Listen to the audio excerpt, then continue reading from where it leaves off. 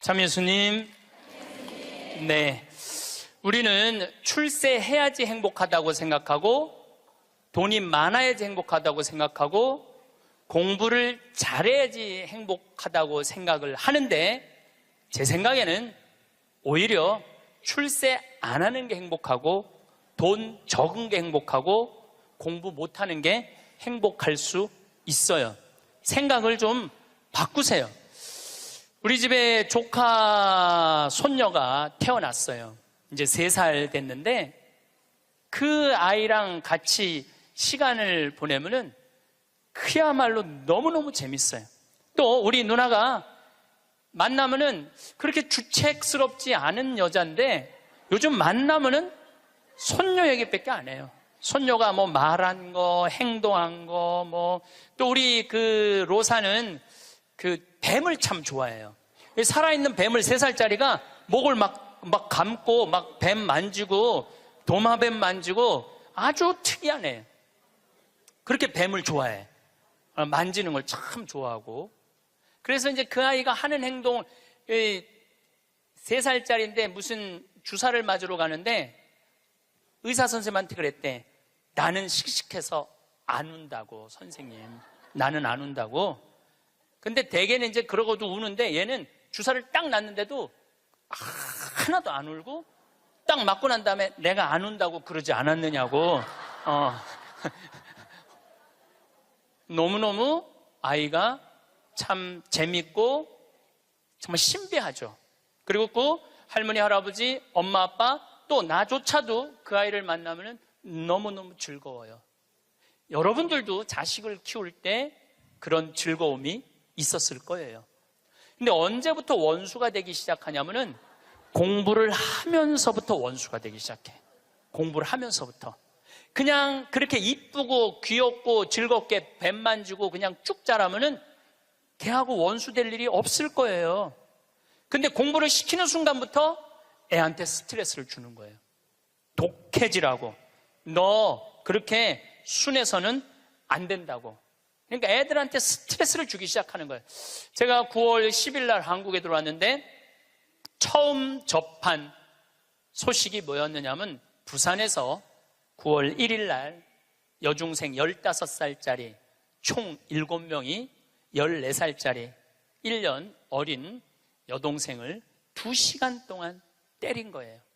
이건 때린 정도가 아니야. 알루미늄 의자로 애를 내리치고 벽돌로 머리를 치고 소주병으로 얼굴, 눈을 가격을 하고 심지어는 담뱃불로 등어리를 찢기까지. 그래서 머리를 3바늘을 꼬매고 입안에도 3군데가 찢어져 갖고 3번. 그 사진을 보니까 애가 눈을 뜰 수가 없어. 너무 맞아갖고 눈을 뜰 수가 없어. 그것도 남자 애들도 아니고 여자아이인데 그것도 15살. 이 15살이라면은 16살. 여기 16살을 뭐라고 그러냐면 이팔 청춘이라고 그러잖아요. 이팔이 16 해갖고 이팔 청춘이라고 그러잖아요.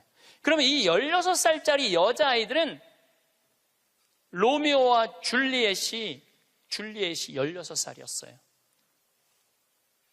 춘향이가 16이었어요. 심청이는 15살이고 성모님이 16살이었어요. 가장 여자가 아름다운 나이가 16이에요. 가장 순수하고 깨끗한 나이의 아이가 16이에요. 그리고 제일 예쁠 때가 16이라고 그래요.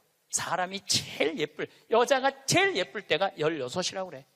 그래서 이렇게 보면은 중학교 3학년, 고등학교 1학년 아이들을 보면 정말 꽃 같은 아이들 많아요. 너무너무 예쁜 아이들이 많아. 그런데 그런 여자아이들이, 이거는 깡패 중에 상깡패도 할 수 없는 일을, 그 판사님이 재판하면서 그랬잖아요. 개, 돼지도 이렇게 때리지 않는다고. 개, 돼지도 이렇게 때리지 않는다고. 그런데 그 여학생들이 그렇게 아이를, 그리고 인터넷에 올리고 자랑을 하고. 근데 내가 보기에는 그 아이들이 그렇게 된 거는 그 아이들 책임이 아니에요. 대한민국의 어른들 책임이에요. 대한민국 어른들 책임이에요. 어른들이 그렇게 키운 거예요. 어른들이 이렇게 가르친 거예요. 대한민국의 교육제도가 그렇게 된 거예요. 우리는 교육을 하는 거는 공부를 가르친다고 생각하는데 여러분들, 교육은 공부를 가르치는 게 아니에요. 학교는 공부를 가르치는 데가 아니에요. 학교는 사랑을 가르치고 양보를 가르치고 협동을 가르치고 노래를 가르치고 예술을 가르치는 게 학교야. 근데 우리는 1등을 골라내고 명문대를 보내고 특목고를 보내고 그게 교육이라고 생각하고 있는 이 대한민국이 만들어낸 슬픔이라는 거예요. 대한민국이. 이건 누구의 책임도 아니고 우리 모두의 책임이야. 그냥 애들은 애들답게 키워야 되는데 학교 2시, 3시에 끝나고 나면은 학원을 전전긍긍하면서 밤 10시에 집에 들어오니 얘네들이 스트레스가 극에 달할 거 아니에요. 또 공부 못하면 사람도 취급을 안 하잖아. 사람이라고. 되게 공부 못하는 애들이 성격이 좋은 애들이에요. 초등학교 때 공부 못하는 애들 봐요. 다 성격 좋은 애들이에요. 내일이 시험인데도 느긋한 애들, 근심 걱정 없는 애들.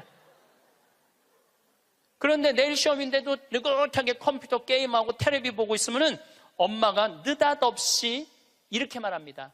내가 너 같은 거 낳고 좋다고 미역국 끓여 먹은 내가 미친년이다. 초등학교 4학년 애가 엄마가 왜 나를 낳고 미역국 먹었다고 미쳤다고 그러지? 이때부터 삐뚤어지기 시작하는 거예요. 그리고 되게 성격 좋고 공부 못하는 애들이요, 성적에 신경을 안 써요. 확인도 안 해. 성적 확인은 누구만 하냐면 엄마만 하는 거. 엄마만. 걔는 시험을 잘 봤는지 못 봤는지도 몰라. 성적표도 그냥 갖다 주고 그냥 행복하게 밥을 먹고. 또 성격 좋은 애들이 밥을 또 잘 먹어요. 밥을 막 행복하게 먹고 있는데 성적 받아본 엄마가 애한테 또 한마디예요. 이 성적 받고 밥이 목구멍으로 넘어가냐? 너 그렇게 해서 어떻게 세상 살라고 그러느냐? 너 독하게 마음 먹고 살아야 된다. 그래서 애들이 점점 독해지는 거예요. 독해져 갖고 그렇게 1년 후배 여학생을 그렇게 두들겨 패는 거예요. 이거는 애들의 문제가 아니에요. 대한민국의 어른들의 문제예요. 부탄의 교육부 장관이 그 주간에 한국을 방문해서 부탄 국민 행복지수 1위 나라예요.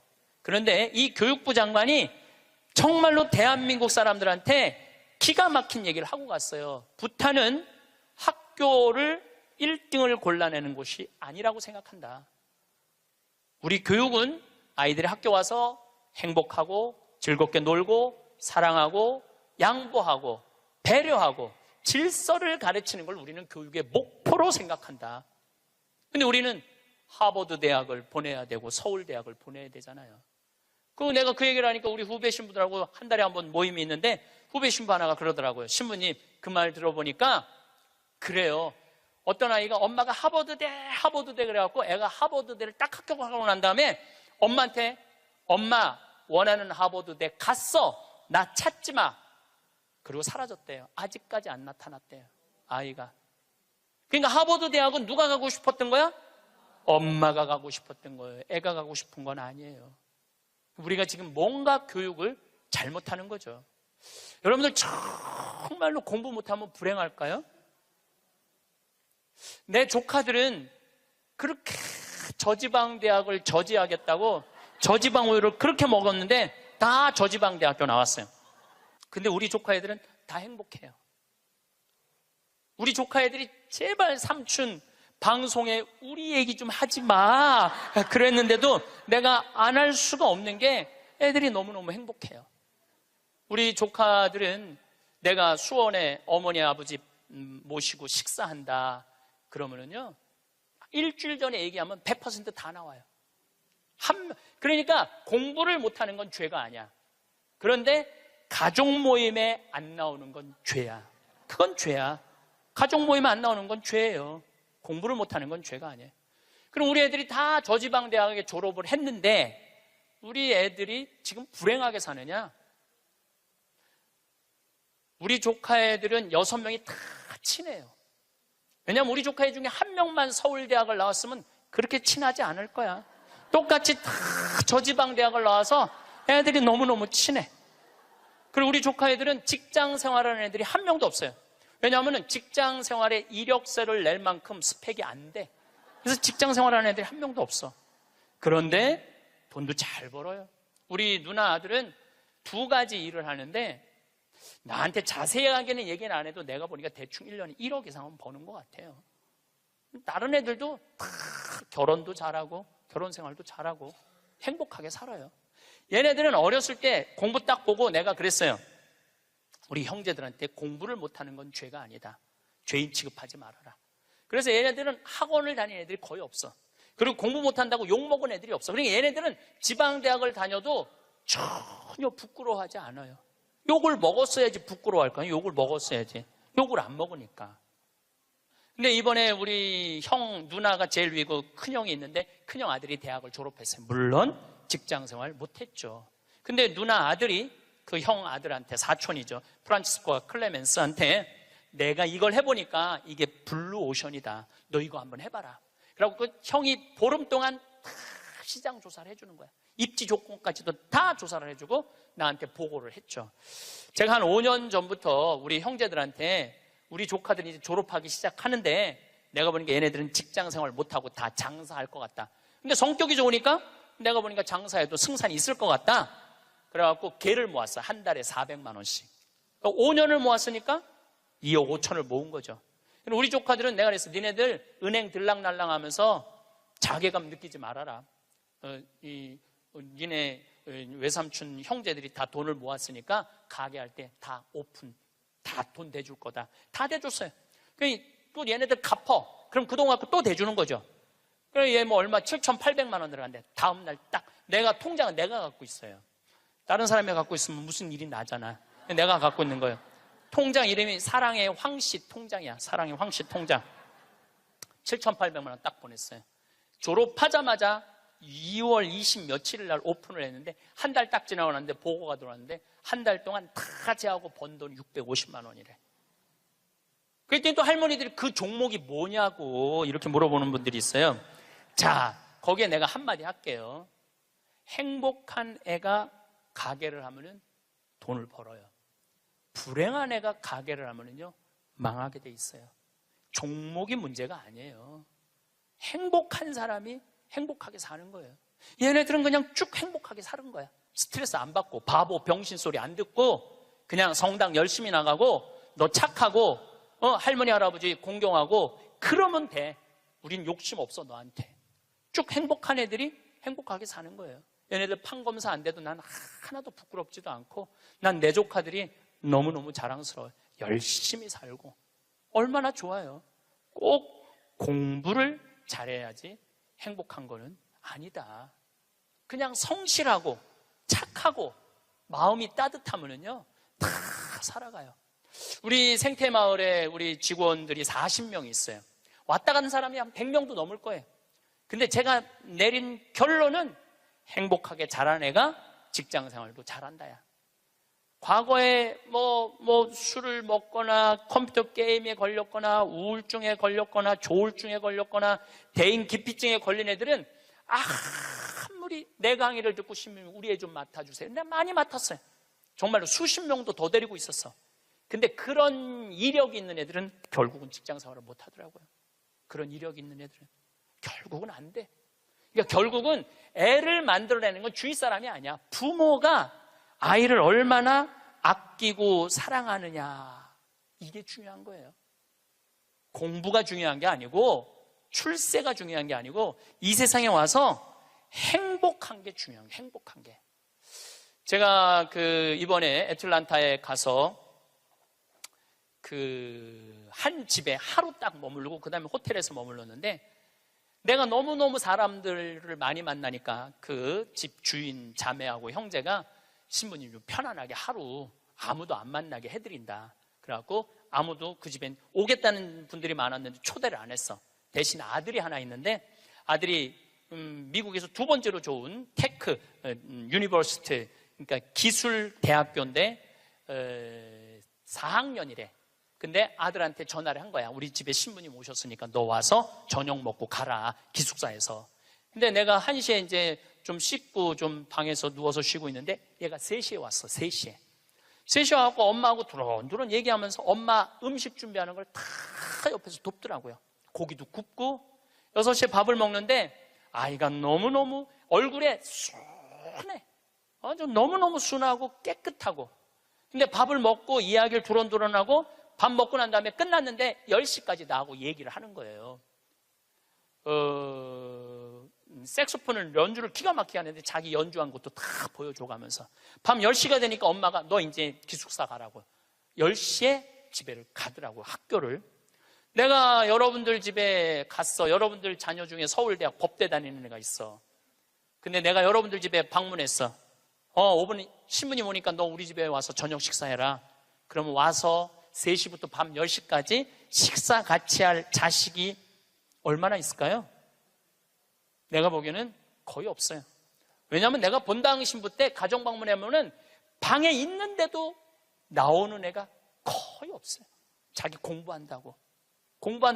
아니 본당 신부님이 가정 방문을 했는데 방에 있는데도 안 나와. 이게 지금 대한민국의 교육의 현실이에요. 그게 여러분들 훌륭하게 키우는 거예요? 우리 집에 손님이 왔는데, 그것도 본당 신부가 왔는데 자기 공부한다고 내가 거기서 미사하고 한 2시간 있어도 얼굴도 안 비치는 자식들 천지예요. 그러니까 우리는 뭔가 지금 잘못하고 있는 거예요. 또 잊지 못하는 애가 또 하나 있어. 세크라멘토에 강의를 갔었는데 총회장님 집에서 제가 머물렀어요. 밤 10시에 강의가 끝나고 저녁에 갔는데 그 집 아들이 대학교 4학년이었어요. 그런데 이제 총회장이 치과 의사라 이렇게 게스트하우스가 따로 있더라고요. 근데 거기서 이제 와인을 한 잔 먹고 이 얘기 저 얘기 했는데 1시 반까지 얘가 내 앞에서 시중을 들더라고요. 또 내가 물어봤어요. 야, 너 내일 학교 가야 된다며 왜 방에 안 들어가냐? 우리 집에 손님 왔는데 내가 어떻게 들어가서 자느냐? 나 그걸 아직도 잊지 않아요. 그리고 내가 신부님 잠자리 게스트하우스에 신부님 잠자리까지 봐줘야 되겠다는 거예요. 세크라멘토가 굉장히 덥거든요. 내 이불까지 봐주고 에어컨 온도까지 다 하고 나 침대에 눕는 거 보고 가더라고요. 근데 내가 왜 이 얘기를 하느냐면은 얘가 이제 대학원, 그러니까 의대는 보통 4학년 학부 끝나고 의대를 가거든요. 치대를 갔어. 라스베가스에 있는 치대를 갔는데 아버지가 굉장히 서울 치대 나와갖고 굉장히 돈을 많이 버는 분이에요. 근데 치대를 가서 얘는 군의관으로 지원을 했어. 군의관으로 지원을 하면 의대가 1년에 학비가 1억이래요. 그 학비를 국가에서 다 대줘. 그 용돈도 다 내줘. 야, 너 아버지 돈 많은데 아버지한테 돈 달라고 그러지 왜 네가 군의관까지 지원을 하느냐? 근데 또 그 아이가 또 잊지 못하는 말을 했어요. 내가 왜 엄마 아빠의 미래를 빼앗아야 되느냐고. 자기가 아버지 돈 쓰면 엄마 아빠 나 얼마든지 할 수 있는데 우리나라 명문대학교 애들은 엄마 아빠가 언제까지 살았으면 좋겠냐? 60살까지 살았으면 좋겠다고. 자기 뒷바라지하고 죽었으면 좋겠다고. 이게 지금 대한민국이 교육을 잘못하고 있는 거예요. 크게. 난 내 강의 때 핸드폰 올려도 한 번도 신경질을 부린 적이 없어. 한 번도. 이것도 다 이해가 되더라고. 내 나이만 돼도 네 바지에서 올리는지 내 바지에서 올리는지도 몰라. 예. 또 우리 할머니들 내가 노인대학 강의해보면은 핸드폰이 울려도 이게 끌 줄을 몰라요. 유일한 방법은 받는 거야. 딱 봐도 나 신부님 지금 강의 들어. 근데 저쪽에서 엄마 중요한 얘기야. 그러면 공간 개념이 없어져요. 말해봐. 그러고 나보다 더 크게 대화를 해. 무슨 일인데? 막 이러면서 나이를 먹으면 어쩔 수가 없어요. 그래서 내가 깨워서 있으라는 거예요. 깨워서. 근데 저도 내 핸드폰 켜놨는지 꺼놨는지도 몰라. 근데 이 진짜 내 들은 얘기인데 어떤 자매가 핸드폰을 켜놨는지 꺼놨는지 핸드폰을 냉장고에 넣어놓고도 찾고 지갑도 잃어버리고 가방도 잃어버리는 자매가 있었대. 근데 여러분들 그렇죠? 지금 깜빡깜빡하죠? 옛날 같으면 46세 평균 연령이었을 때는 100년 전에 여러분들 지금 살아있는 사람 한 명도 없어. 다 죽었어. 근데 너무 오래 사니까 그런 일이 벌어지는 거야. 너무 오래 사니까. 잊어먹는 것도 많고. 근데 어떤 자매가 하도 건망증이 많은 자매가 너무 잘 잊어먹었는데 근데 한 번은 이제 운전을 하려고 딱 차에 탔는데 운전대가 없어졌더래. 운전대가. 내가 이제 잊어먹다 운전대까지 잊어먹는구나. 너무너무 당황을 했대. 이 운전대가 어디 갔나 이놈의 차에. 한참을 찾고 정신을 차려보니까 앞문으로 타야 되는데 뒷문으로 탄 거야. 뒷문으로 타갖고 거기서 운전대를 찾고 앉아있어. 이게 뭐 앞문인지 뒷문인지도 모르고 참 이게 너무 오래 살아서 그래. 너무 오래 살아서. 어쨌거든 이 친구가 한국의 평창에 와갖고 내가 또 장어도 사줬어요. 근데 이미 벌써 치대를 졸업하고 한국에 와서 용산에서 근무를 하고 이제 돌아가서 의사를 개업을 했다고 그래요. 내가 외국에 이렇게 다니면 경쟁이 없는 나라 애들이요 부드러워요. 따뜻해요. 경쟁이 없는. 근데 경쟁이 있는 데를 가보면요 너무너무 살벌해요. 근데 대한민국은 나라 전체를 경쟁으로 만들어 놨잖아요. 나라가 살벌한 거예요. 나라가. 또 이 프랑크푸르트에 유럽에 강의를 갔는데 그 가족들도 내가 잊지 못해. 내가 프랑크푸르트 주교자 성당에 가서 미사를 좀 봉헌하고 싶다 그러니까 엄마가 이 독일어가 유창하지 않았던 거죠. 아들하고 딸한테 연락을 하더라고. 딸은 학교 선생님, 아들은 법대인지 의대를 다니는데 신부님 안내 좀 하라고. 두 아이가 나와서 나를 안내를 하는데 기가 막히게 안내를 하더라고요. 그리고 너무너무 음식도 잘 시키고 하나하나 설명을 해주는데 대한민국에서 여러분들 내가 명동에 가갖고 좀 명동 구경 좀 하고 싶으면 여러분들 자녀 중에 신부님 좀 안내 좀 하라고 그러면 여러분들 아들 중에 엄마가 가서 해. 내가 가서 해. 그러니까 이게 이 영어로 말하면 우리나라 애들은 프렌들리하지 않아요. 다정하지 않아요. 다정하지가 않아.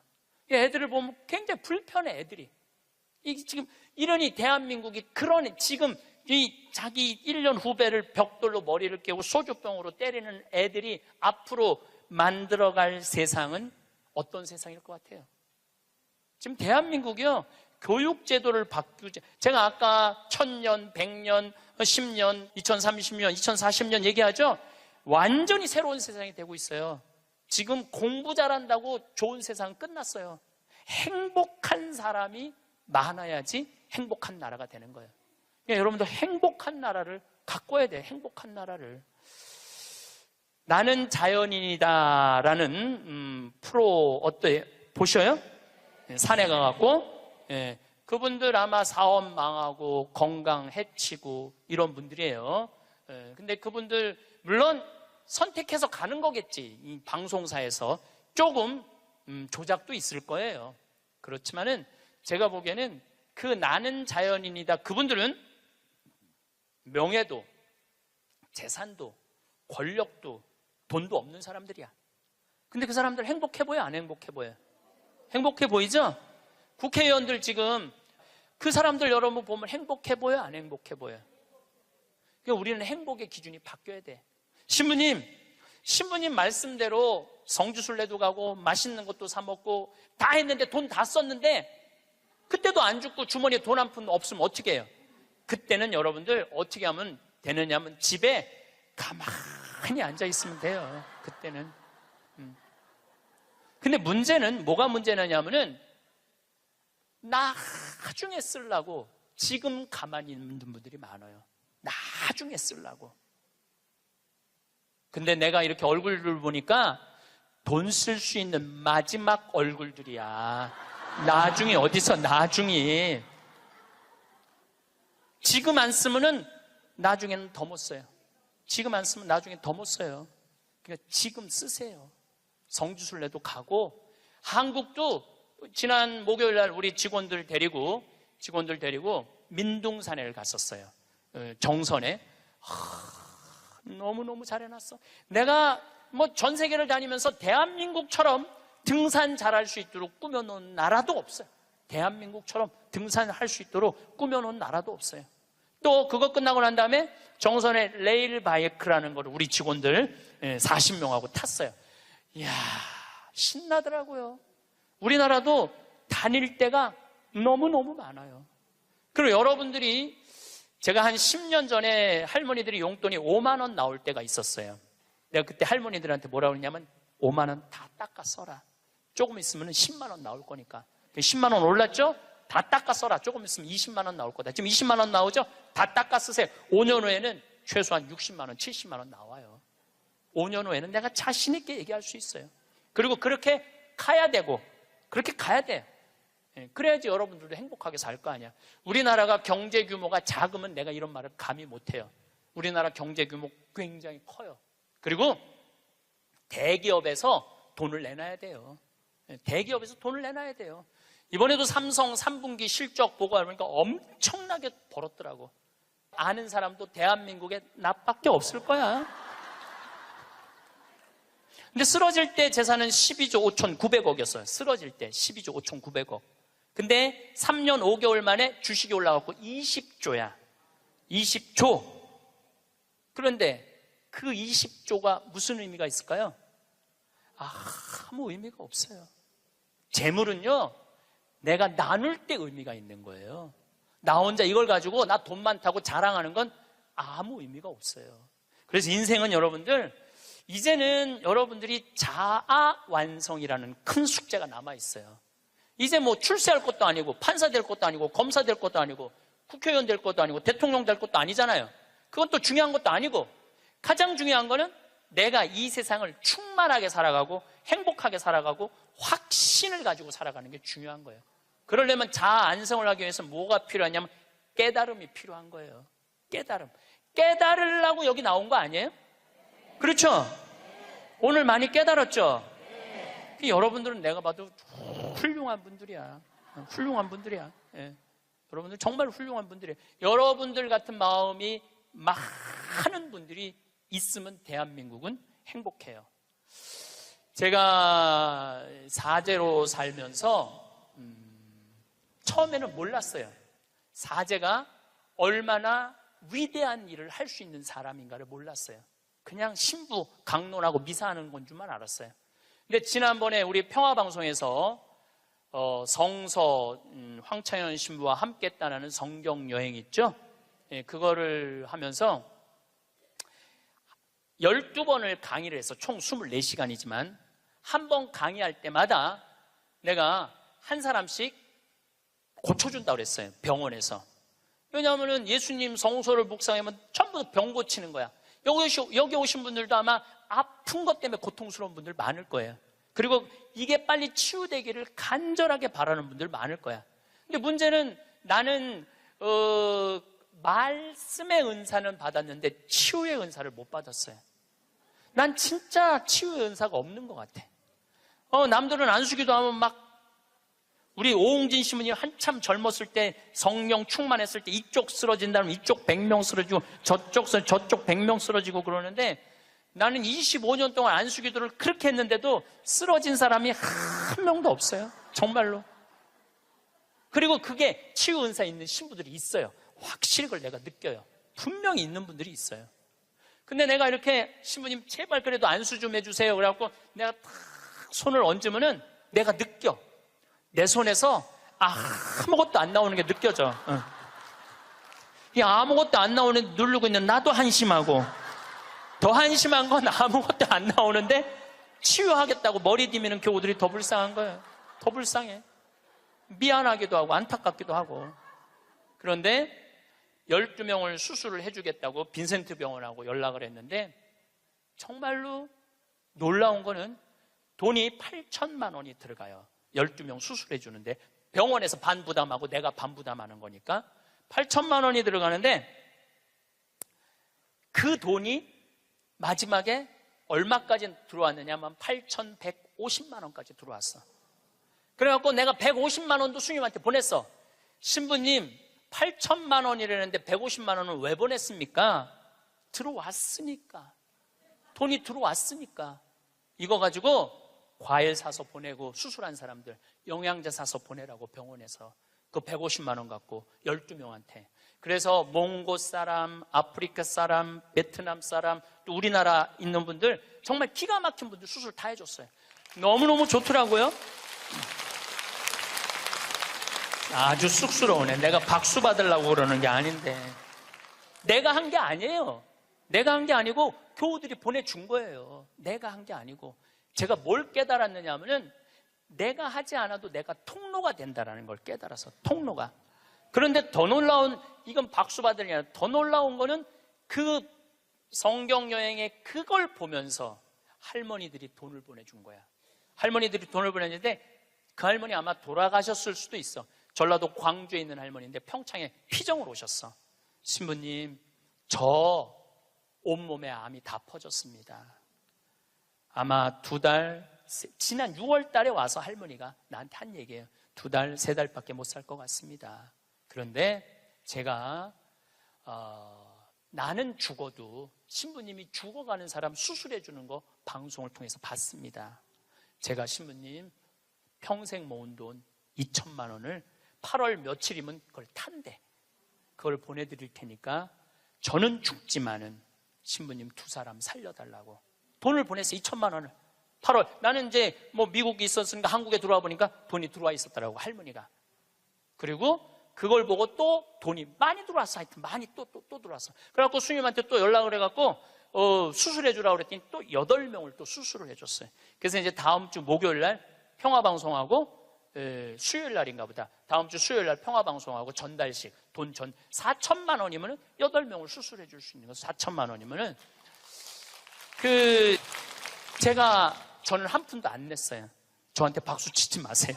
저는 한 푼도 안 냈어요. 근데 제가 뭘 깨달았느냐 하면은, 내가 좋은 지향을 가지고 저는 이런 일을 하고 싶습니다. 이렇게 도와주고 싶습니다. 내 이 지향을 가지고 살면은 하느님이, 그리고 하느님을 사랑하고 하느님 나라를 사랑하는 교우들이 도와주는구나.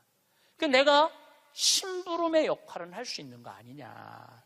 그런 걸 깨달으니까 이제 어려운 데를 찾아서 도와주게 되더라고요.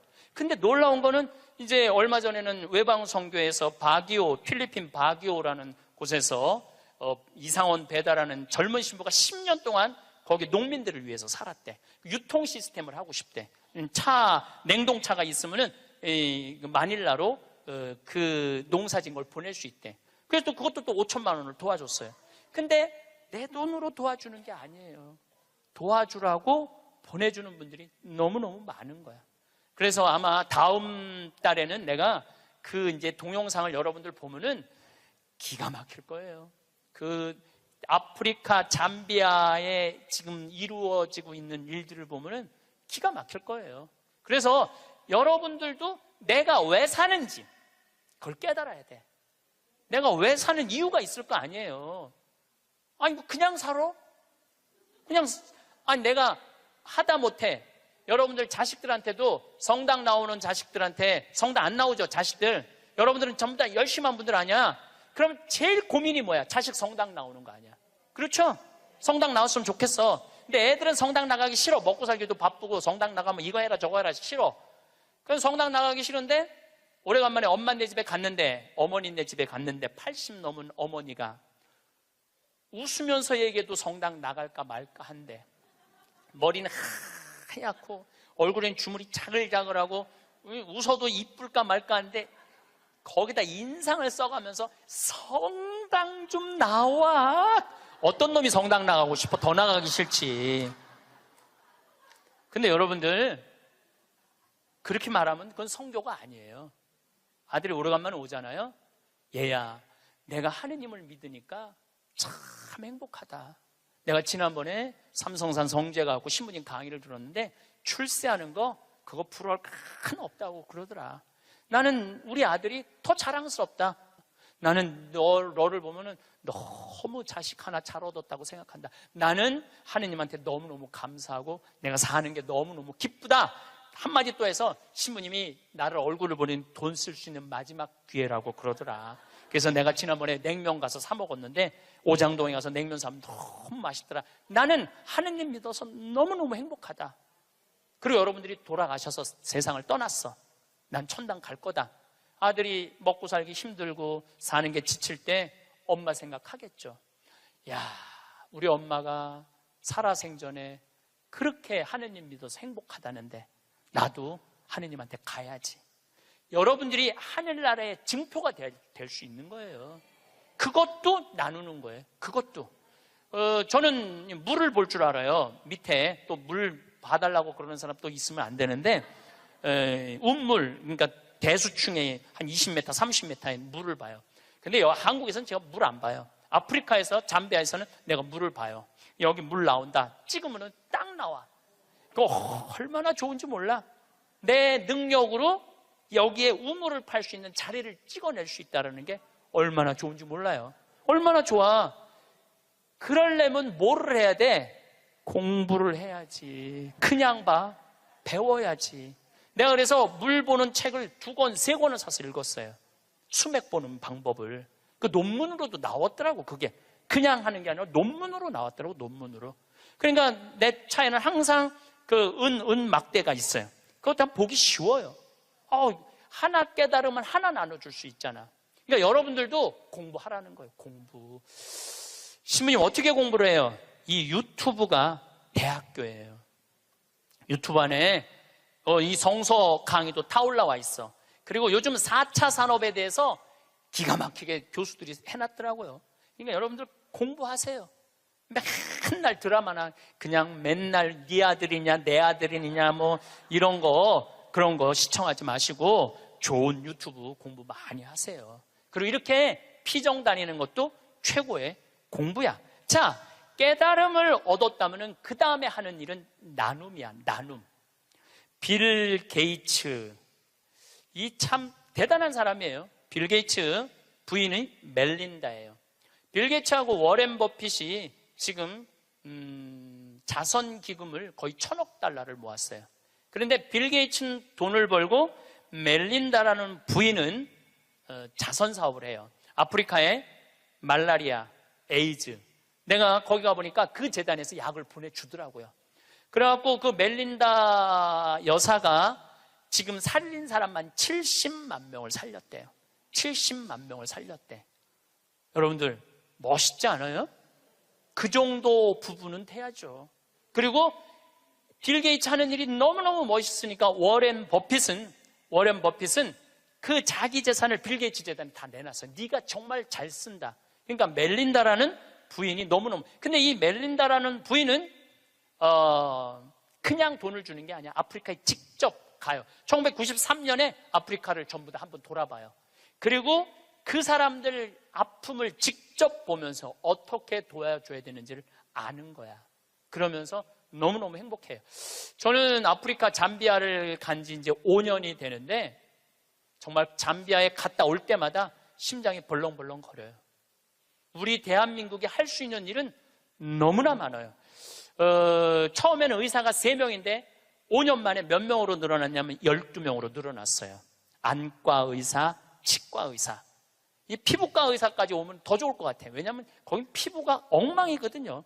피부과 의사까지만 가면은 완벽한, 올해도 1,000명을 진료해주고 왔어. 올해도 1,000명을 진료해주고 왔어.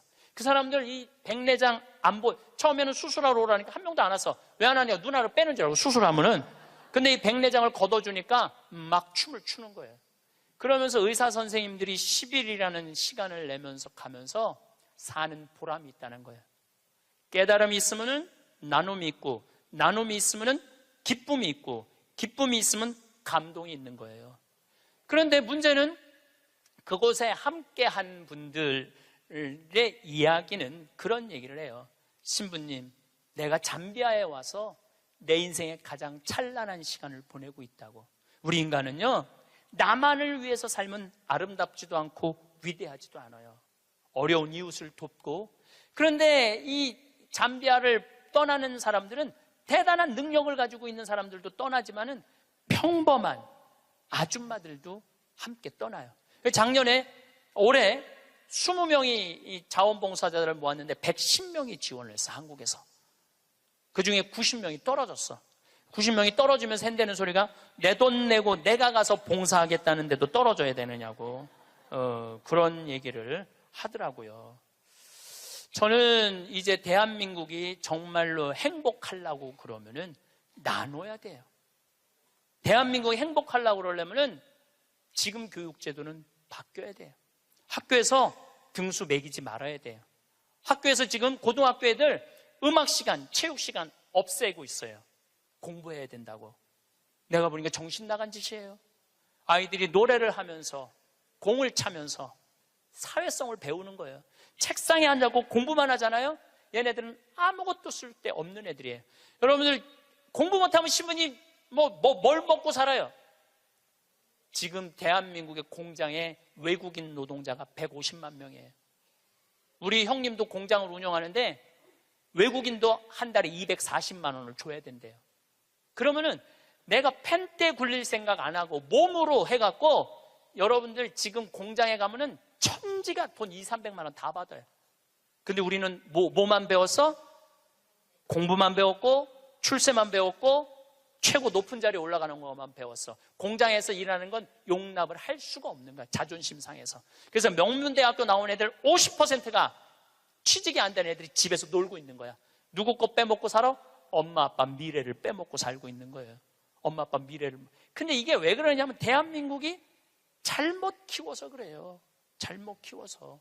몸으로 사는 거는 결코 나쁜 게 아니에요. 몸으로 사는 것처럼 솔직하고 정직한 게 없는 거예요. 그래서 여러분들도 정말 애들을 공부로 가르치지 말고 사람을 가르치는 교육을 저는 했으면 참 좋을 것 같아요. 이제 다음 마지막으로 이렇게 살았으면 어떻게 죽어야 되느냐. 이 죽는 것도 큰 숙제예요. 여러분들 최고의 숙제가 뭔지 알아요? 잘 죽는 거예요. 잘 죽는 거. 내년 2월 달부터 사전 의료 의학 지향서, 그러니까 나는 사전 연명 의료 그거를 이제 나는 이제 죽을 때 연명 치료 안 한다. 그게 법으로 통과됐어요. 법으로 통과가 되었고 내년 2월 달부터는 나는 암에 걸렸다. 그러면은 더 이상 치료 원하지 않는다. 말기 암 더 이상 치료 원하지 않고 심폐소생술 안 한다. 여러분들 80살 넘어갖고 심폐소생술 하면 어떻게 돼요? 갈비뼈 다 부러져요. 왜 죽어가면서 갈비뼈 부러뜨려가면서 죽어야 돼? 그냥 편안하게 죽으면 되지. 이게 죽는 것도 큰 숙제야. 우리 아버지께서 4월 10일 날 세상을 떠나셨어요. 근데 정말로 편안하게 보내드렸어요. 그리고 저는 아버지에 대한 그리움이 있지만 이제는 떠날 때가 돼서 떠나셨다라는 생각 들어요. 87세에 떠나셨으니까 그럼 뭐 그 정도면 됐죠. 여러분들 87세에 한 2달 고생하고 죽으면 행복하지 않아요? 그렇죠? 그래서 다음 시간에는 어떻게 하면 잘 죽을까 이 얘기를 나누도록 하겠습니다. 감사합니다. 제가 지금 화의 도전이라는 주제로 강의를 하고 있습니다. 지금은 4차 산업혁명 시대에 들어서고 있다고 그래요. 도대체 4차 산업이 뭐냐? 1차 산업은 증기기관의 발명 이후부터 1차 산업이에요. 1800년서부터 한 1900년대까지 이 와트라는 사람이 증기를 가지고 힘을 쓰면서부터 증기기관차, 증기기선, 배, 그 다음에 옷 짜는 것도 증기방적기 뭐 이래갖고 영국에서 시작된 산업혁명을 1차 산업이라고 그래요. 그리고 2차 산업은 에디슨이 1905년에 발견한 전기. 이 전기, 이게 1905년에 에디슨이 발명한 거예요. 그래서 이 전기로부터 시작되는 것을 2차 산업이라고 그래요. 지금 우리는 이 전기의 혜택을 다 받고 살죠. 여러분들 전기 다리미, 그 다음에 세탁기, 냉장고, 텔레비전, 전기 아닌 게 하나도 없어요. 여기 계신 분들은 2차 산업의 혜택을 받고 사시는 분들이죠. 그런데 3차 산업은 컴퓨터, 인터넷, 특별히 스티브 잡스가 시작한 스마트폰, 이게 완전히 세상을 완전히 바꿔놓은 것 3차 산업이에요. 1차 산업 때는 안 태어났지만은 2차 산업, 3차 산업은 누리고 사시는 분들이에요. 그런데 지금은 무슨 시대로 들어서느냐 하면 4차 산업 시대로 들어서고 있어요. 4차 산업이라는 건 뭐냐면은 인공지능, 로봇, DNA 조작, 이런 완전히 새로운 세상이 펼쳐지고 있죠. 지금 1940년도에 태어나신 분들, 1940년에서 49년 사이에 태어나신 분들 손 들어보세요. 이분들이 제일 복잡한 세상 속에서 살아가는 거예요. 이게 너무 세상이 변하는 걸 다 노리고 살아가는 분들이 지금 1940년서부터 50년, 1950년, 60년에 태어난 분들이 2차 산업, 3차 산업, 심지어 4차 산업 시대까지 살고 있는 거예요. 1941년에 이제 내일 모레겠네요. 12월 8일 날 일본이 진주만을 습격을 해요. 그거를 여러분들은 무슨 전쟁으로 들었느냐면 대동아 전쟁으로 들었어요. 그거는 일본 입장이고, 일본이 대동아 전쟁이지 우리는 아무 상관없어요. 근데 우리는 대동아 전쟁에 내가 그때 고생했다고 그러는데 그건 일본의 속국의 입장이야. 그러니까 그 대동아 전쟁이라는 말 우리 쓰지 말아야 돼. 태평양 전쟁이겠지. 미국하고 일본하고 한 전쟁. 그 태평양 전쟁 속에서 태어나갖고 고생이란 고생은 다 한 분들이 지금 70대예요. 그 전쟁 끝나고 좀 나은 줄 알았더니 6.25가 또 터졌네. 그래갖고 또 피난 가고 또 일사후퇴 겪으면서 고통 겪고, 전쟁 끝나고 난 다음에는 우리나라가 아프리카에 있는 웬만한 나라들보다 못 살았어요. 아프리카에 있는 웬만한 나라보다 못 살았어. 전쟁 끝나고 난 다음에 정말로 허리띠 졸라 매가면서 잘 살아보자고, 우리도 한번 잘 살아보자고. 그래갖고 너무 가난한 나라에서 올해 우리가 3만 달러를 넘었을 거라고 그래요. 3만 달러를 넘었으면은 드디어 선진국에 들어서는 거예요. 가장 가난한 나라에서 선진국까지 변화를 여러분들은 경험하고 계신 거예요. 그러니까 여러분들은 너무나 혼란스러운 세상 속에서 이날 이때까지 헤쳐나오고 계신 거예요. 근데 문제는 이제 2020년부터 펼쳐질 4차 산업 시대, 이것까지 살아야 되니까 얼마나 복잡해.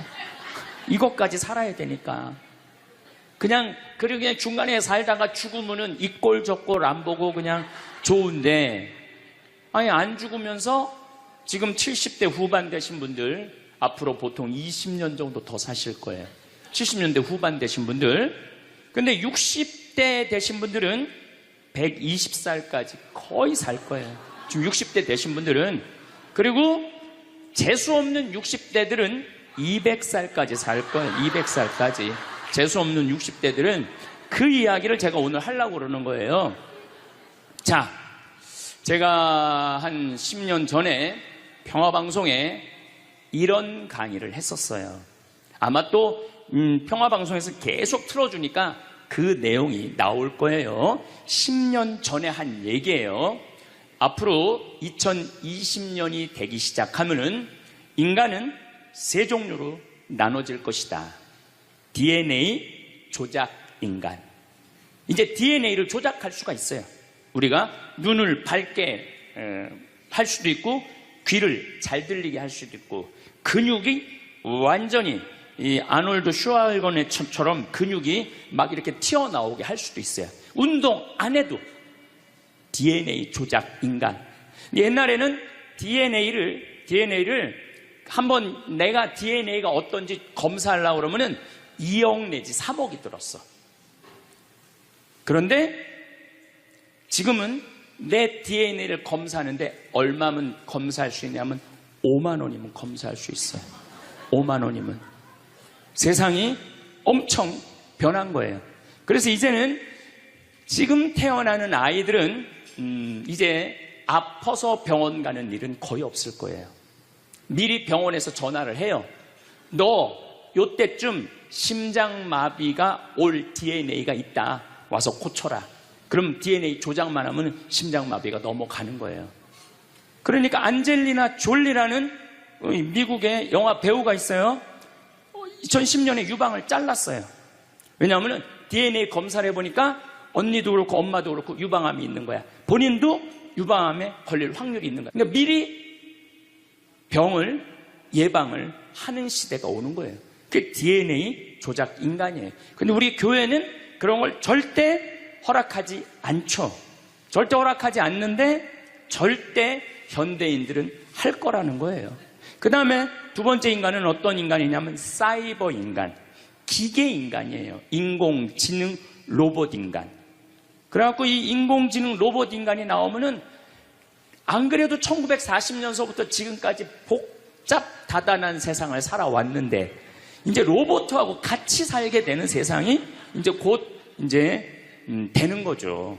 그리고 이제 세 번째 인간은 오리지널 인간. 여러분들, 저나 여러분들. 근데 누가 제일 떨어지느냐? 오리지널 인간이 제일 떨어질 거예요. 그래서 앞으로는 이제 어떤 세상이 제일 걱정되는 게 뭐냐면은 로봇가 공장에서 일하는 거예요. 로봇가 공장에서 일을 하게 되면은 많은 노동자들은 일자리를 잃어버려요. 현재 몇 명 정도 일자리를 잃어버릴 걸로 예상을 하느냐면 8억 명 정도가 일자리를 잃어버린대. 8억 명. 그러니까 노동자의 4명 중에 1명은 일자리를 잃어버리는 거. 이거 보통 심각한 문제가 아니에요. 그래서 이제 웬만한 사람들은 공장에서 일할 수가 없어. 누가 다 일을 해? 로봇가 다 하니까. 그리고 요즘 그 조그만 회사 사장들 말을 들어보면은 요즘 뭐 노동자들 옛날에는 죽으라고 일했는데 아침에 잠깐 나가서 커피 마신다고 와서 커피 한 잔 마시고 또 잠깐 나가서 좀 일하는 척하고 들어와서 밥 먹는다고 그러고 또 조금 나가서 뭐 그러니까 돈 주고 일을 시킬 수가 없다는 거예요. 그러니까 만약에 로봇가 일을 하면은 사람을 시키겠느냐? 로봇을 시키겠느냐? 당연히 로봇을 시키는 거죠. 그러니까 점점 사람이 일자리를 빼앗길 것이라는 거예요. 로봇을 쓰는 사장들은 돈을 어마어마하게 벌고 그런 자본이라든지 그런 능력이 없는 사람들은 무지무지하게 가난하게 사는 거예요. 이제 앞으로 여러분들이 5년 후, 10년 후에 볼 세상이 그렇다는 거예요. 그래서 요즘 세계적으로는 어떤 정치적인 시도를 하느냐면은 그럼 일자리 없는 사람들은 먹고 살아야 될 거 아니야. 사람인데. 그래서 로봇한테 세금을 매기는 거예요. 그래갖고 로봇가 만약에 일을 하면은 저 로봇한테 100만 원 세금을 매기는 거야. 그 로봇한테. 그래갖고 그 100만 원을 누구한테 줘? 일 못하는 사람한테 주는 거예요. 그게 기초생활수급이라는 거예요. 기초생활수급. 그러니까 기초생활수급을 이제는 뭐 10만 명, 100만 명이 받는 게 아니라 8억 명, 10억 명이 받는 세상. 그러니까 이제 앞으로 미래에 펼쳐질 세상은 지금 생각하는 거라고 너무 다른 세상이 되는 거예요. 두 번째는 어떤 세상이 오느냐면 로봇하고 공존하는 세상. 벌써 초등학교는 선생님이 공부를 가르치지 않고 로봇가 학생들한테 공부를 가르치는 학교가 나왔어요. 로봇가 애들한테 수학을 가르치고 영어를 가르치는 거예요.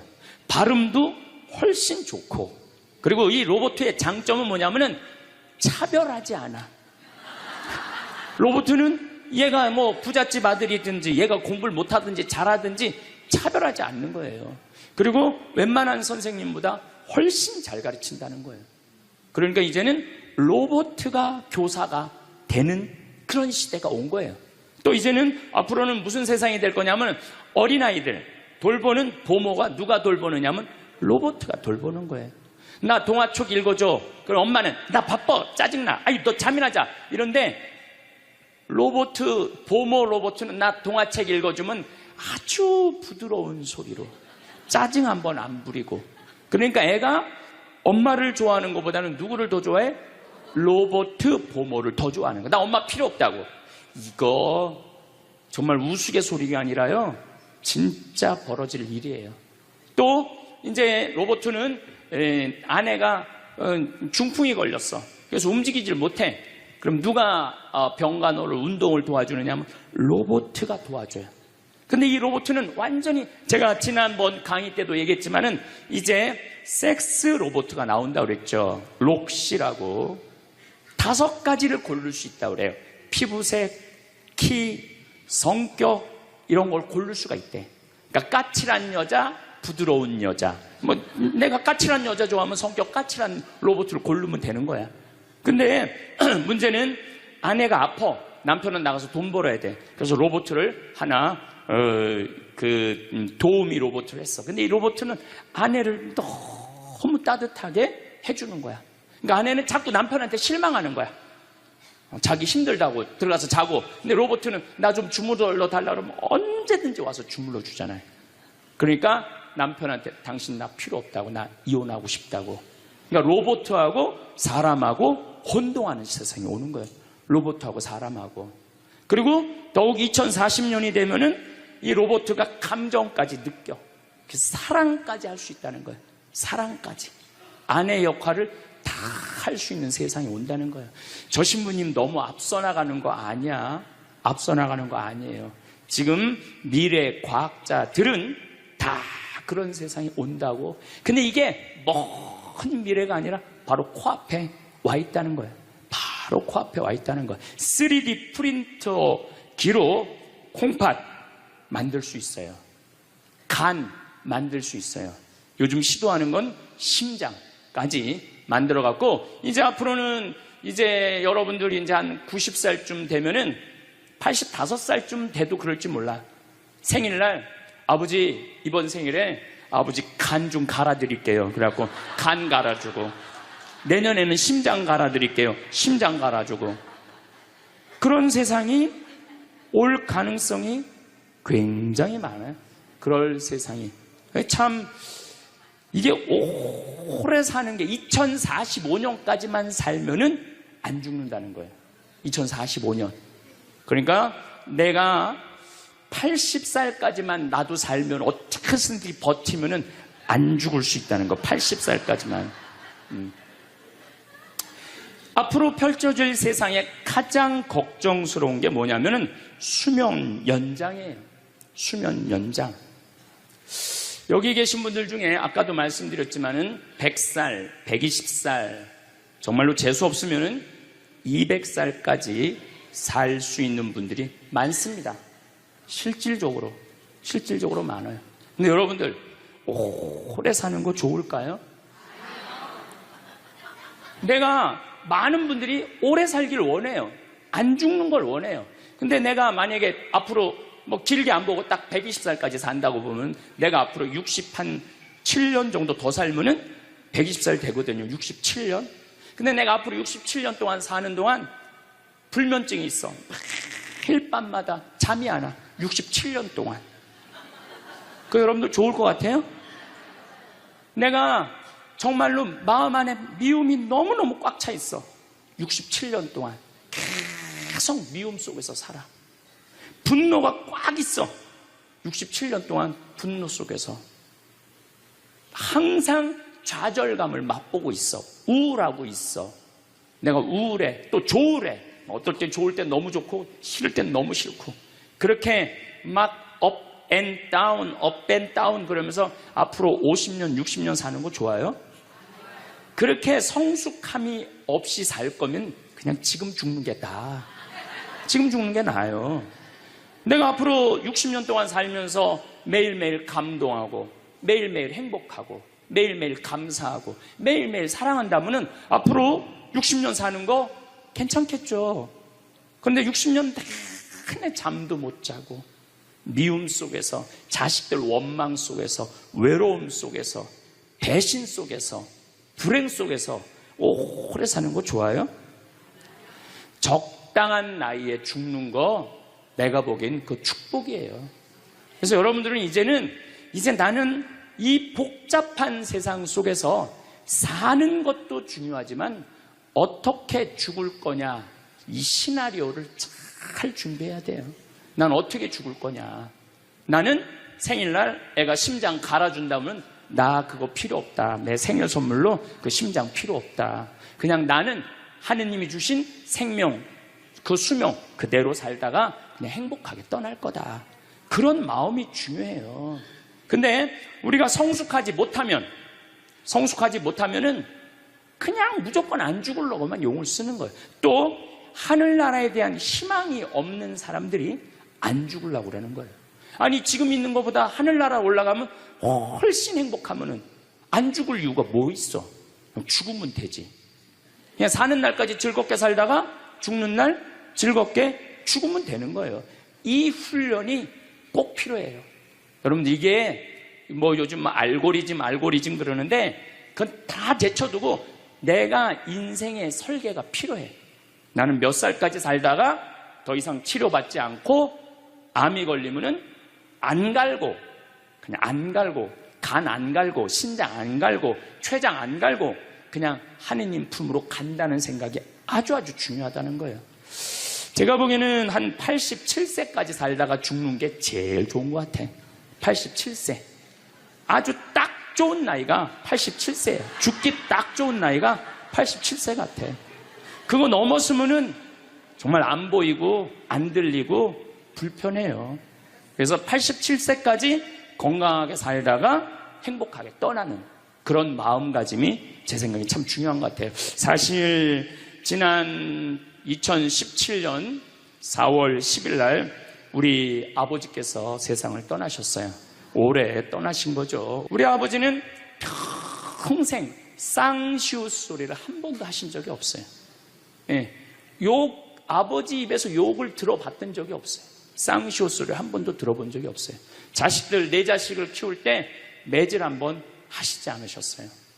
그리고 우리 아버지는 참 남 욕을 하신 적이 없어요. 보통 뭐 누구 욕도 하고 정치인 욕도 하고 뭐 세상도 욕하는데 한 번도 욕하신 적이 없어요. 그리고 지금 요즘 아버지 생각을 이렇게 보면은 아버지한테 제일 놀라운 거는 우리 아버지가 그냥 옛날에 연초제조창이라고 담배 회사 그냥 기능 공무원이셨어요. 그러니까 뭐 여유 있게 돈을 쓰실 기회가 없으셨죠. 근데 어렸을 때도 돈이 없어서 불편하다, 돈이 있었으면 좋겠다 그런 말씀 하신 적이 없어요. 그냥 월급 봉투 딱 어머니한테 던지면은 뭐 집이 어떻게 됐든 아무 상관하지 않으시고 당신 산에 다니시고 정말로 신선같이 사셨어요. 근데 아버님이 올 초에 2달 고생하시고 돌아가셨어요. 40년 동안 병원 한번 안 가시다가 2달 전에 쓰러지셔서 병원에 모셨죠. 병원에 모셨는데 내가 우리 형제들한테 그랬어요. 우리 아버지 평생 자식만을 위해서 살았다. 가족만을 위해서 살았다. 오로지 정말로 사랑하는 가족을 위해서 투신하신 분이다. 우리 아버지 간병인한테 맡기지 말자. 우리가 4형제니까 우리가 모시자. 그래서 누나가 제일 위니까 누나가 이틀, 큰형 이틀, 둘째 형 이틀. 난 이제 장가 안 갔으니까 나는 하루. 그래서 우리 뭐 형제들은 전부 다 결혼하고 손자들이 전부 다 아들딸 이러니까 아이들이 다 돌아가면서 아버지 병간호를 했어요. 그야말로 자식들 품에서 돌아가셨죠. 자식들 품에서 돌아가셨어요. 근데 아버님이 이렇게 4월 10일 날 월요일 날 쓰러지셨는데 의사들이 심폐소생술 하겠느냐고 그랬을 때 우린 싫다고 그랬어요. 왜 마지막으로 돌아가시는 아버지 갈비뼈를 다 부러뜨려?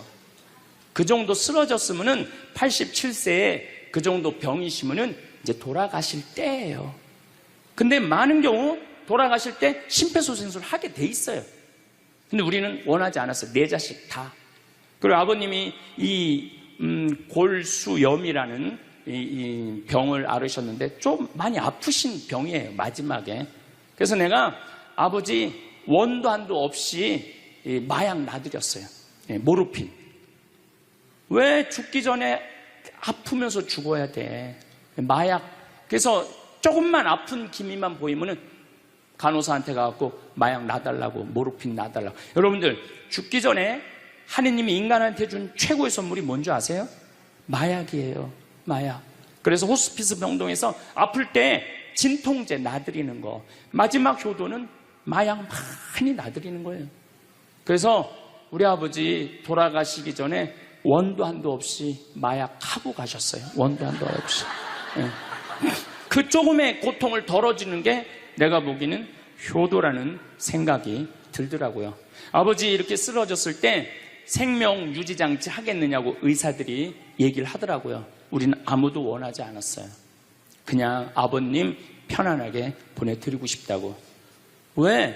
우리 아버지는 참 행복하게 사셨어요. 자식들이 아버지를 너무너무 좋아하고 사랑하고. 그래서 효도를 원도 한도 없이 해드렸냐 이럴 건 자신 있게 말씀 못 드리죠. 하지만 그래도 자식들이 아버지, 손자, 손녀들이 할아버지 너무너무 사랑했기 때문에 편안하게 보내드릴 수 있었어요. 제가 작년에 왠지 우리 아버님한테 용돈을 많이 드리고 싶더라고요. 평생 돈 한번 넉넉하게 써보시지 못한 아버지한테 용돈 많이 드려야 되겠다. 그래서 제가 작년에는 이제 외부 강의 한 달에 한 번 하면 한 번, 두 번 하면 두 번. 아버지가 무슨 돈을 이렇게 많이 주느냐고, 신부님. 아버지 원도 한도 없이 마음껏 써보시라고. 그래서 작년 한 해 내도 그전에는 조금씩 용돈 드리다 작년에는 그냥 막 이만큼씩 드렸어요. 아버지 원도 한도 없이 쓰시라고. 마음 안에 이런 마음이 있었어요. 한번 평생 마음껏 돈 한번 써보시지 못한 아버지 마음껏 돈 쓰시라고. 그랬다 1억을 드리거나 2억을 드린 게 아니야. 100만 원, 200만 원, 한 달에 300만 원 용돈 드린 거죠. 그러니까 아버님이 노인정에 그 노인 어르신들 밥 다 사고, 또 우리 자녀들이 23명인데 아버지한테 식사하러 가면은 아버지가 밥값을 다 냈대. 우리 누나가 항상 하는 얘기가 아버지 지갑에 항상 100만 원 있었대요. 그래서 얼마나 기분이 좋아. 아버지 돌아가셨을 때 노인정에서 그랬대요. 물주 세상 떠나서 어떻게 하느냐고 그랬대. 물주 세상 떠나서 어떻게 했느냐고. 아버님이 1년 동안 원도 한도 없이 즐겁게 사시다가 세상 떠난 거예요. 저는 효도도 나중에 한다는 건 다 거짓말이야. 효도하려면 언제 해야 돼? 지금 해야 돼, 지금. 부모님한테 돌아가시고 난 다음에 땅을 치고 통곡하는 거 다 소용없어요. 그냥 내가 지금 할 수 있을 때 최선을 다해서 효도하는 게 크게 효도라는 생각이 들더라고요. 어쨌거나 아버님은 쓰러지신 날 당신 스스로 걸어서 화장실 가셔서 아침까지, 그리고 오후 1시에 쓰러지셨어요. 그래갖고 밤 10시 41분에 돌아가셨어요. 근데 제가 아버지한테 그랬어요. 아버지 돌아가시려면은 오늘 돌아가셔야 된다고. 왜냐하면 그날이 성월요일이었거든요. 성화요일 날 돌아가시면은 장례미사를 못해요. 왜냐하면 성목요일 날은 장례미사를 못하게 돼 있어요. 성금요일, 토요일 다 장례미사 못해요. 그리고 예수부활 대축일 장례미사 못해요. 그리고 그 다음 월요일 날 장례를 해야 되는 거야. 의사 선생님은 오늘 내일 돌아가실 것 같다고 그러는데 내가 그랬어. 돌아가시려면 오늘 돌아가시라고, 내일 돌아가시지 말고. 근데 딱 10시 41분에 돌아가셨어요. 그래서 성수요일 날 아버님 장례 미사를 하는데 우리 수원교구에 주교님 4분이 다 오셨어. 얼마나 그게 영광스러워요. 주교님이 4분이나 오셨으니까. 왜냐하면 성주관이니까 주교님들이 외국에 아무도 안 나가시고 교구청에 다 계셨던 거야. 얼마나 좋아요. 주교님 4분이 다 오셔서 미사를 봉헌해 주시니 얼마나 축복된 아버지예요. 또 신부님들이 많이 오셔갖고 그 성당에 수원 정작 꽃매 성당인데 꽤 그래도 큰 성당인데 신부님들이 꽉 차갖고 젊은 신부들이 지하에서 미사를 봉헌했다는 거예요. 그것처럼 축복이 어디 있어요. 그냥 하루라도 더 살라고 용 쓰다가 화요일 날 돌아가셨으면 7일장 하는 거예요. 7일장. 하루라도 더 살라고 용을 쓰셨으면. 근데 우리 아버지는 정말로 살아있을 때도 나한테 행복을 주시는데 떠나실 때도 행복하게 떠나시더라고요. 여러분들도 마찬가지예요. 여러분들도 살아있을 때도 행복하게 사시고 죽을 때도 행복하게 죽으세요. 괜히 안 죽으려고 이렇게 용 쓰고 저렇게 용 쓰다가 누워서 10년 동안 똥오줌 싸기 시작하면요, 그때부터는요 지옥이야, 지옥. 여러분들은 제일 좋은 거는 자다가 주무시다가 죽는 거예요. 그런데 갑자기 돌아가시면 자식들이 너무 힘들으니까 그저 3개월 정도 앓으시다가 돌아가시면은 자식이 이별할 시간을 주는 거예요. 자식이 이별할 시간 주는데 3개월이 넘었으면 그때부터 우리 아버지 언제 죽나. 내가 며칠 전에 들은 얘기예요. 멀쩡한 집에 딸 둘이 무당한테 가갖고 그랬대요. 우리 엄마 언제 죽느냐고. 그래서 무당이 그랬대요. 엄마가 지금 아프냐고. 안 아픈데 너무 건강한데 우리를 너무 힘들게 해갖고 언제 죽는지 너무 궁금해서 와봤다고. 이게 부모 자식지간의 일이야. 부모 자식지간의 일이야. 그러니까 여러분들은 이제 자식한테 뭘 기대서 산다는 생각 꿈도 꾸지 말고, 죽을 때도 자식한테 효도받는다는 생각 하지 말고 여러분들이 알아서 미리 써놓으세요. 대학에 호스피스 박사가 있어요. 이분은 2,500명 죽었다 살아난 사람들, 죽었다 살아난 사람들 여러분들 많은 거 아시죠? 왜 죽었다 살아난 사람들이 많아요? 심폐소생술 때문에. 의술이 좋아갖고 죽었다 다시 살아난 사람들 2,500명을 조사를 해봤어. 근데 죽었다 살아난 사람들의 경험, 하늘나라에 대한 경험을 얘기를 들어보니까 너무 평온하고 너무 행복하다는 거예요. 그리고 죽으면은 바로 몸에 빠져나가서 자기를 본대요. 자기를. 그래갖고 여러분들 죽은 사람들 그 주위에서 이 친지들이 하는 말이 다 들린대. 그 몇 분 동안, 하늘나라 올라가기 전에 몇 분 동안은. 그러니까 절대 죽은 사람한테 그렇게 살더니 참 잘 죽었다 그런 소리 하면 안 된다는 거예요. 끝까지 좋은 소리를 해야 된다는 거예요. 사랑한다, 고맙다, 하느님 품으로 가라, 예수님 마리아 요셉한테 가라, 정말로 기도해 줄 테니까, 이렇게 말해야지. 그렇게 우리를 괴롭히더니 이렇게 죽는다고 정말로 지옥에 갈 사람이라고 이렇게 말하면은 다 영원히 듣는다는 거예요. 그리고 죽었다 살아난 사람들의 아주 기가 막힌 얘기는 안 못 보는 사람은 죽으면 다 보인다는 거예요. 눈이 다 보인다는 거예요. 그게 그냥 하는 게 아니라 다시 살아 돌아와서 아무것도 못 봐. 근데 의사가 무슨 반지를 어떻게 꼈고 이 병원이 어떻게 생겼고 누가 어디 자리에 있습니까지 다 아는 거야. 죽었다가 죽으면은 눈이 보이는 거야. 다리 없는 사람은 자기 다리가 있다는 거예요. 듣지 못하는 사람은 듣고, 아픈 사람은 아픈 부위가 다 없어진다는 거야. 그러니까 여러분들 지금 살아있으면서 몸에 허리도, 아까 할아버지 한 분 안수해달라고 그래갖고 허리가 막 이렇게 구부러진 사람 죽으면 딱 펴진다는 얘기예요. 그러니까 완전히 사도 바오로의 말씀처럼 새로운 모습으로 변하는 거야. 죽으면 끝이 아니야. 하느님께로 가는 여행의 시작이에요. 그러니까 죽는 거를 막 그냥 밀어내시지 마세요. 한 70년, 80년 살았으면 살 만큼 살지 않았어? 그렇죠? 뭐하러 200년을 살아? 뭐하러 300년을 살아? 또 200년, 300년 사는 것도 좋아요. 그런데 정말로 감동 속에서, 행복 속에서, 사랑 속에서 200년, 300년을 살면 좋지. 근데 여러분들 한 200살 되면 여러분들하고 놀아줄 사람이 몇 명이나 될 것 같아? 200살 단 사람하고. 그 외로움 속에서 사는 거예요. 그래서 자연의 순리를 따르고 사는 게 가장 좋은 거예요. 자연의 순리를. 그래서 사는 만큼 살다가 떠날 때 이제 누구한테 간다고 생각하면 돼? 하느님 아버지한테로 간다고 생각하면 돼. 그래서 죽는 게 결코 나쁜 게 아니에요. 저도 아버님을 보내드리면서 굉장히 슬펐죠. 하지만은 우리 아버지 너무너무 열심히 사셨고, 마지막에 우리 주교님들, 우리 사제들, 또 수많은 교우들이 기도 속에서 저는 아버지 하늘나라로 갔다고 생각을 해요.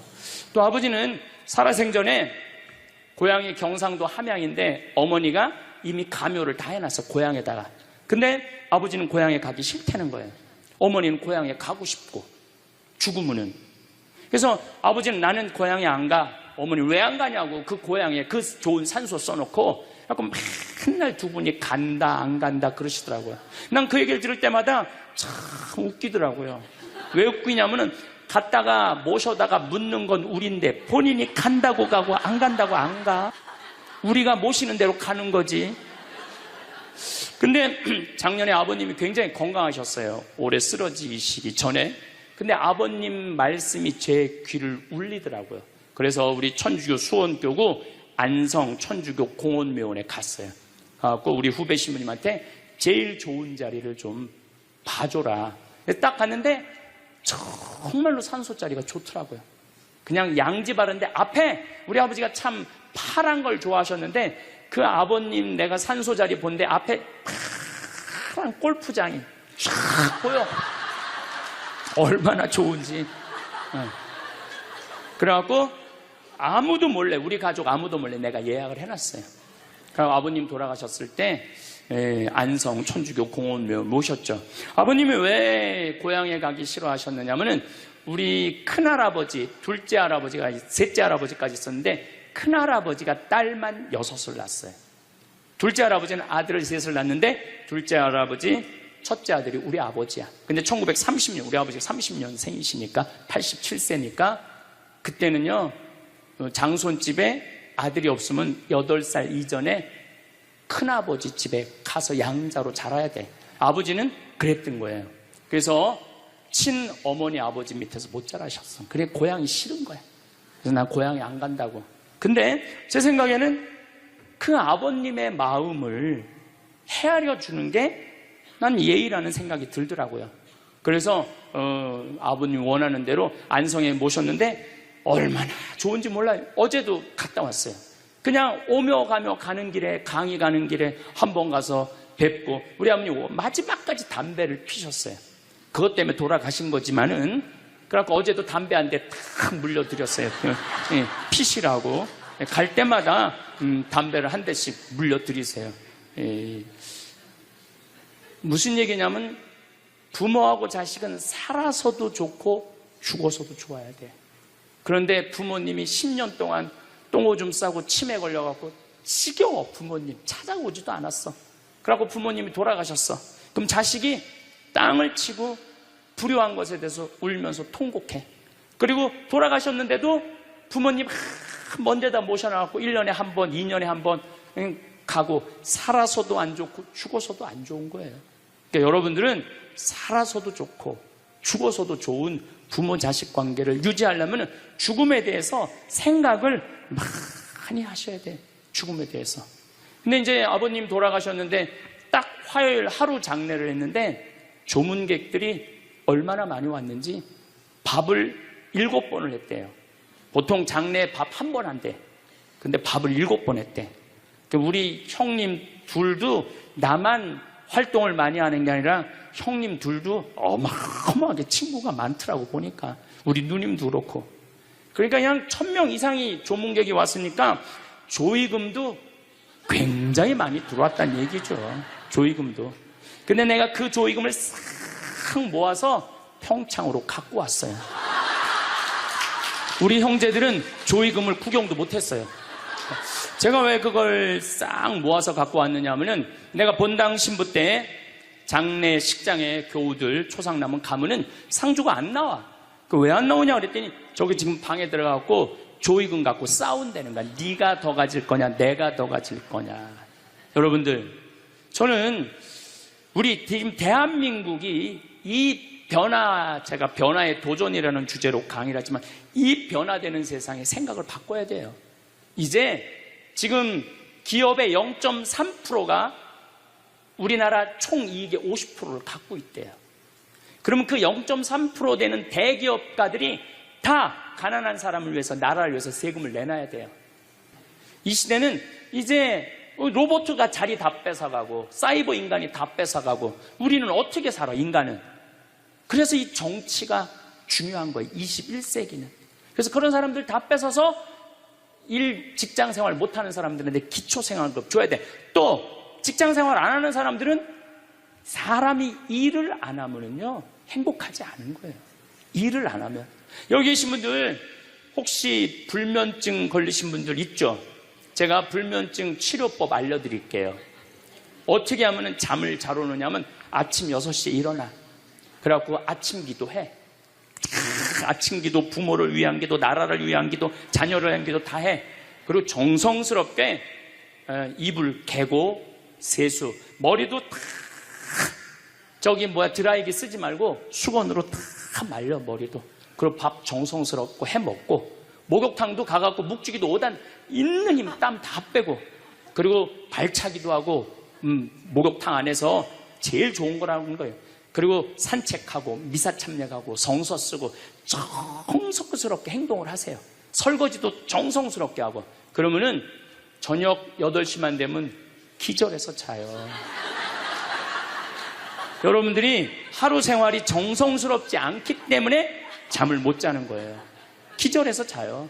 저는 요즘 지금 목도 지금 특강을 너무 많이 해갖고 목이 쉬었는데, 요즘 이렇게 어제도 대전 강의 갔다 와서 7시만 되니까 막 눈알이 뒤집어지려고 그러더라고요. 눈알이. 그러면 자는 거예요. 근데 아무것도 안 하고 그냥 가만히 움직이지 않으면요 밤에 잠이 안 오죠. 당연히 잠이 안 오죠. 그래서 정성스럽게 사는 게 중요한 거예요. 어쨌거나 하여튼 아버님 그 조의금을 싹 갖고 왔어요. 평창에. 그래갖고 내가 우리 형제들한테 얘기했어요. 아버님 돌아가신 조의금은 어린아이를 위해서 쓸 거고, 어머님이 돌아가신 조의금은 노인분들을 위해서 쓸 거다. 그래서 이번에 잠비아에 에이즈 어린이 고아원 짓는데 아버님 조의금 보냈어요. 빈센트 병원에서 이번에 20명을 수술을 해줬는데 그 중에 2명 아버님 조의금으로 또 수술도 해주고. 아직도 많이 남아있어. 아직도. 이제는 여러분들 떠날 때 자식한테 주고 떠나지 마세요. 세상에 주고 떠나세요. 어떤 세상에? 어렵고 힘들고 고통받는 사람들한테 주고 떠나세요.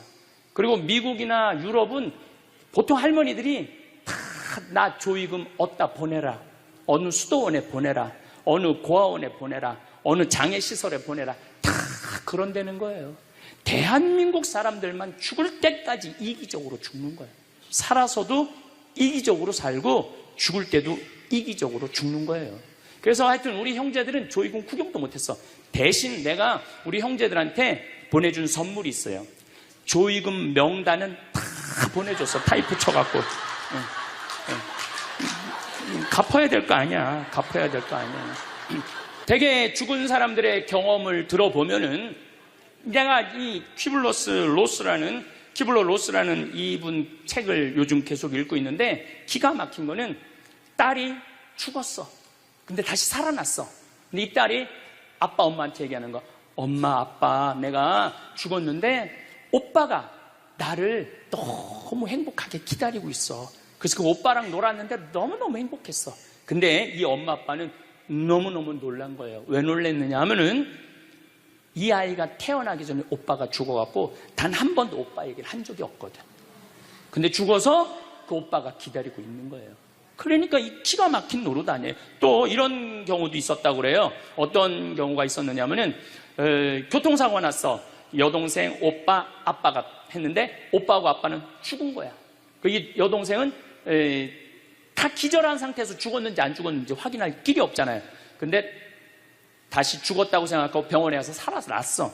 근데 이 여동생이 엄마 너무 슬퍼하지 마. 하늘나라에서 오빠하고 아빠가 날 기다리고 있어. 너무 행복해. 근데 얘는 오빠하고 아빠가 죽었는지 모르는 상태예요. 혼수 상태인데 그걸 아는 거예요. 근데 여기 특징 중에 하나는 죽어서는 살아있는 사람은 절대 못 본대요. 죽은 사람만 본다는 거예요. 죽은 사람만 하늘나라에서 본다는 거예요. 그래서 여러분들도 세상 떠나면은 하느님 기다리고 있고 너무 행복한 나라로 가는 거예요. 그러니까 죽음은 그 번데기가 이 알을 까고 자기 껍데기를 까고 나비가 되는 것처럼 지금보다도 훨씬 아름다운 세상으로 가는 게 죽음이에요. 이제 21세기는 안 죽는다고 100살을 사니 200살을 사느니 좋은 게 아니에요. 100살, 200살 동안 불면증, 우울증, 미움, 분노, 외로움, 심심함으로 사는 것보다 그냥 한 70, 87세까지 살다가 죽어갖고 행복하게 먼저 떠난 사람들하고 하느님 품에서 행복하게 사는 게 좋죠. 그래서 여러분들 이제 행복하게 살다가 행복하게 떠나셔야 돼. 그리고 제가 늘 말씀드리지만 나중에 행복하지 마세요. 언제 행복해? 지금 행복하세요. 지금. 나중에 돈 쓰지 말고 언제 써? 지금 쓰세요. 지금. 그리고 여기 있는 분들 지금 얼굴을 보니까 돈 쓸 수 있는 마지막 얼굴들이 많다니까. 마지막 얼굴들이 많아. 그리고 우리나라는 이제 드디어 3만 달러를 넘어서요. 선진국 대열에 들어서요. 선진국에 들었으면은 어르신들, 노인분들 연금 지금 20만 원에서 60만 원, 70만 원으로 다 올라가요. 그러니까 돈 없는 거 걱정하지 마세요. 여러분들이 엉뚱한 사기에만 안 당하면은 먹고 사는데 아무 지장 없어. 욕심만 안 부리면은 충분히 행복하게 살 수 있어. 그리고 이렇게 강의 따라다니면서 배우는 여러분들, 진리를 목말라 하는 여러분들은 앞으로 행복하게 사실 수 있으세요. 예. 인생의 주인공은 나야. 내 자식이 아니고 내 남편이 아니고 내 아내가 아니야. 내 행복은 누가 책임지느냐면 내가 책임지는 거야. 내가 지금 불행한 거는 남편 탓도 아니고 자식 탓도 아니고 누구 탓이야? 내 탓이야. 왜? 나를 위해서 쓰는 법을 배운 적이 없어. 나를 위해서. 버는 법은 배웠는데 쓰는 법을 배운 적이 없어. 본인들을 위해서 쓰세요. 자, 1960년대, 70년대는 열심히 살아야 돼. 너 정말로 아끼고 살아야 돼. 가난했을 때 얘기예요. 이제 3만 달러가 넘었을 때는 이제는 재밌게 살고 행복하게 살고 의미 있게 살고 나누고 살아야 돼. 언어가 이제는 바뀌어야 돼. 그래서 여러분들 정말로 이제는 의미 있고 재미있고 행복하게 생활하시길 바라겠습니다. 다음 시간은 의미 있고 재미있고 행복한 삶이 뭔지 제가 말씀드리도록 하겠습니다. 감사합니다.